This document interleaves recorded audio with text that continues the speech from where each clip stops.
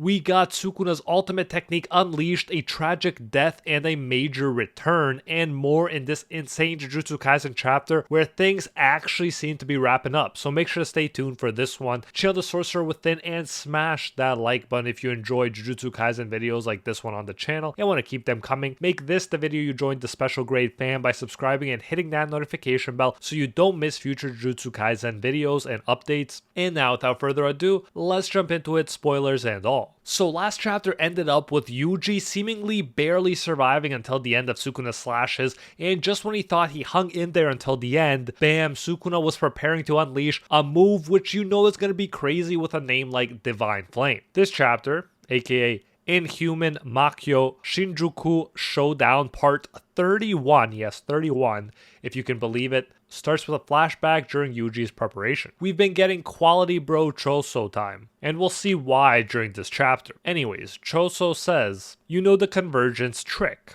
And Yuji replies, since the substitution training was decided with Kusakabe sensei and Okotsu senpai, then I need to work hard on the blood manipulation technique. Even so, it's only a month, so I need tips fast, end quote. So yes, since he was limited to 2 substitutions, this stuff needs to be learned the old-fashioned way. It's funny when Choso starts explaining it, he just says, the convergence is ... that's it ...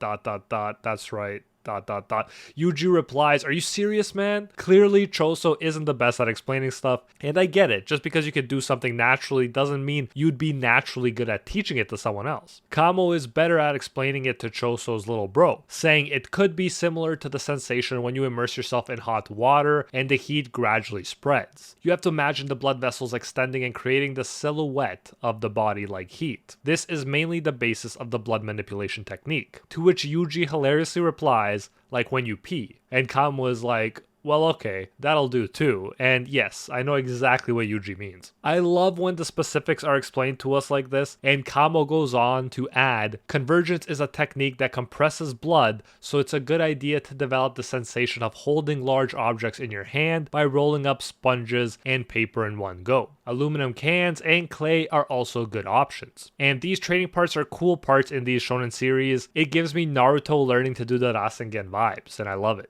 And then Yuji turns to Choso and says that's how it's done. Choso is not in his element and feels it. He says, supernova, ask me about supernova. But Kamo shuts him down and says, nah, I think it's better for Itadori to have a basic understanding of how to stop bleeding and make sutures. After all, the blood manipulation technique will only be a palliative for him. In other words, it will simply reduce the severity of his wounds. And Choso's expression is priceless here as he lets out a humph. He clearly wants to be more useful to his little bro and teach him things, but don't worry, he will be very useful, more than useful later on. We'll circle back to the relevance of this flashback later, but for now we jump back to the fight and it's insane. As he says, only after going through the preparation of the food with dismantle and cleave will the door of the hearth open. The flames of Sukuna's hearth have no speed in contrast to their firepower, as well as a limited area of effect. To solve these problems, he imposed a binding vow on himself. The execution of the hearth is forbidden in the cases of many against him, except with a domain expansion. Due to this binding vow, all substances that have been turned into dust by the expansion of the curse technique of the malevolent sanctuary domain acquire an explosive cursed energy equal to that of the hearth.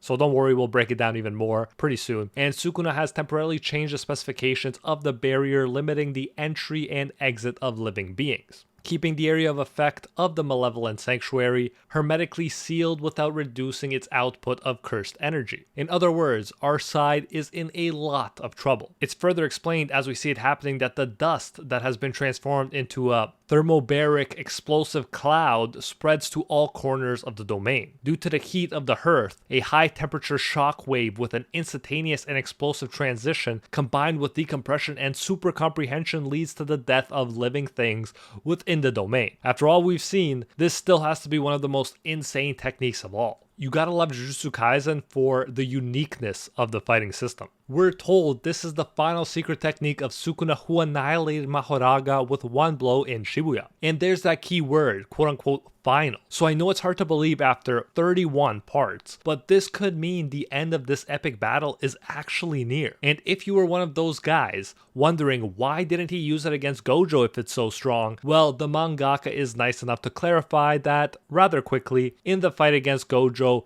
Due to the various changes that were made on settings of the barrier technique and the constant reductions in the area of effect, Sukuna had sealed the hearth because he couldn't manifest his full power. It looks like Yuji is done for, but Choso, who wasn't as much help in training, shows that he's clutch when it matters. He sacrifices his own life to protect his little bro, saying, "I couldn't help being useless in training, all because I'm sentimental, but..."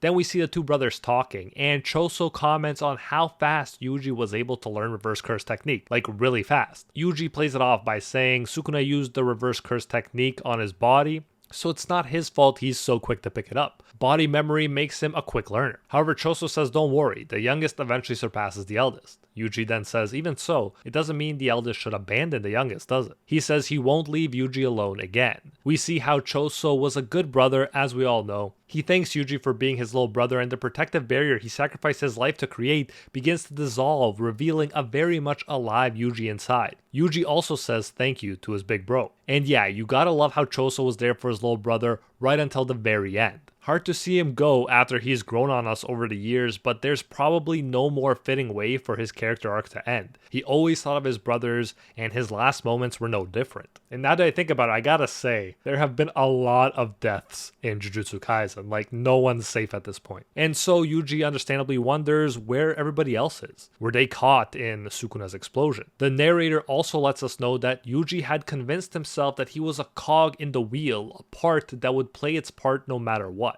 He was supposed to avenge his big brother for betting his life to protect him. But Sukuna's attack is so crazy that the scorched earth before Yuji's eyes, the heat beginning to emanate and the thin air shook the foundations of his determination. Seeing this animated will be absolutely insane. Not only is it physically an insane attack, but psychologically too. And it's also noted that scorched earth is a term of war. Specifically, a scorched earth policy means destroying everything that enables the enemy to wage war. And that's exactly what this attack looks like it does. However, out of the fumes comes a figure in epic fashion, and yes, it's another bro, Todo himself. Man, I love this guy. Heartbreaking to see Choso go, but it's so hyped to see a stronger Yuji and Todo together again. Just remember how epic their fight against Hanami was. Now doing that against Sukuna, man, this is going to be so insane, so hype. We see a flashback that explains not only that the others escaped, but how they escaped. It was done with crows outside the domain and Todo's curse technique. They switched spots. Even then, it was said that it's a domain of immediate death and there's no guarantee that it will work, but they try anyways. They knew that Todo would be outside the domain and would have to increase the range of his boogie woogie considerably. So there's Todo improving here, not just Yuji. They knew there would likely be more than 4 targets for the curse technique. They weren't sure if Todo could actually do it with that arm,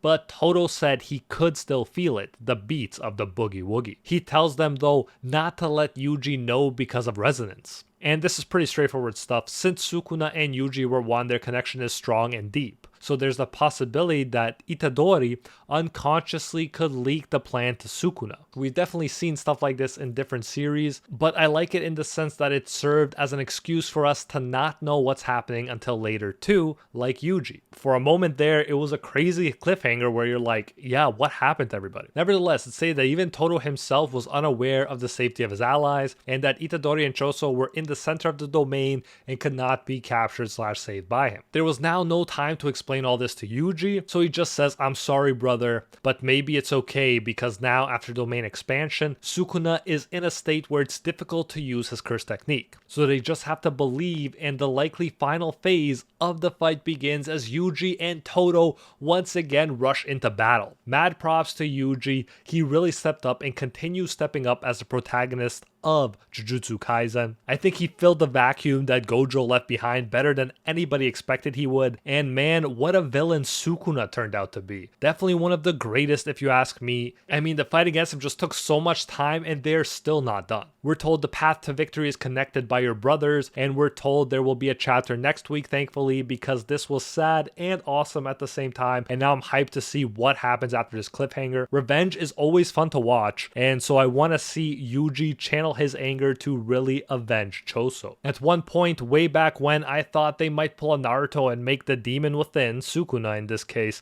friends with the protagonist. And yeah, that was a long time ago around the beginning of the series. But I'm glad they took a fresh direction here with Sukuna, and whatever happens, I really think Sukuna is a villain for the history books. Now, if you enjoyed this video, then you won't want to miss my video on all special grade sorcerers and their insane powers explained, link on screen right now. Like and subscribe for more Jujutsu Kaisen videos, and I'll see you in the next one.